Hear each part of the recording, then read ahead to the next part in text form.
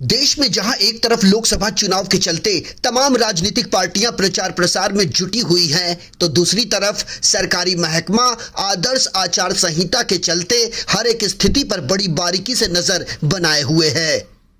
इसी कड़ी में मुंबई के दादर इलाके में स्थानीय तहसीलदार और फ्लाइंग स्क्वाड की टीम द्वारा बड़ी कार्रवाई करते हुए एक कार से लाखों रुपए की नकदी बरामद की गई है।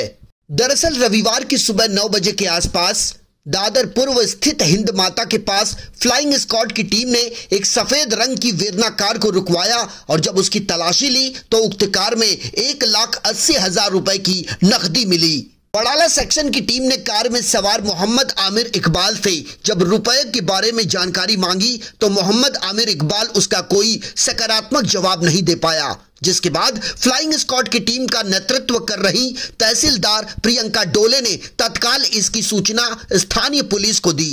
तहसीलदार प्रियंका डोले की सूचना पर भोईवाड़ा पुलिस तत्काल मौके पर पहुंची और मोहम्मद आमिर इकबाल के पास मिले 1,80,000 रुपए की नकदी को जब्त कर लिया।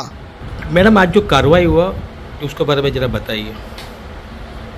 मी 180 वडाळा असेंब्लीमध्ये तहसीलदार आहे।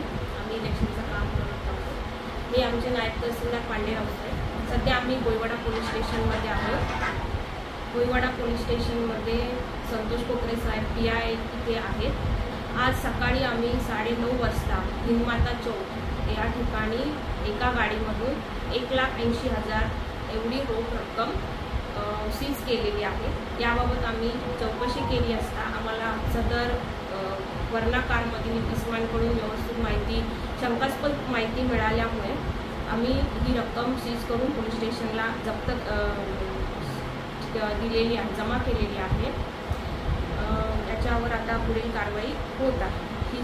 ही रक्कम कलेक्टर ऑफिसला पुढे जाऊन त्यांच्याकडे डिसिजन होणार।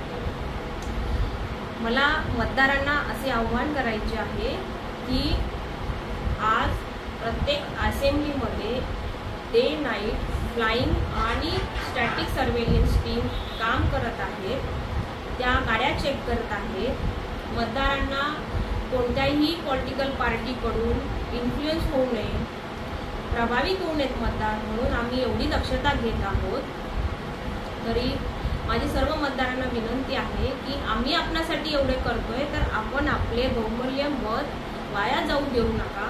20 मेला मुंबई शहराला जे मतदान होणार आहे त्यात आपण मतदान करा, माझी आपणास कळकळीची विनंती आहे। त्याचबरोबर सर्वसामान्य नागरिकांना माझे असे आव्हान आहे की आपण 50,000 पेक्षा जास्त कॅश बाळगू नका।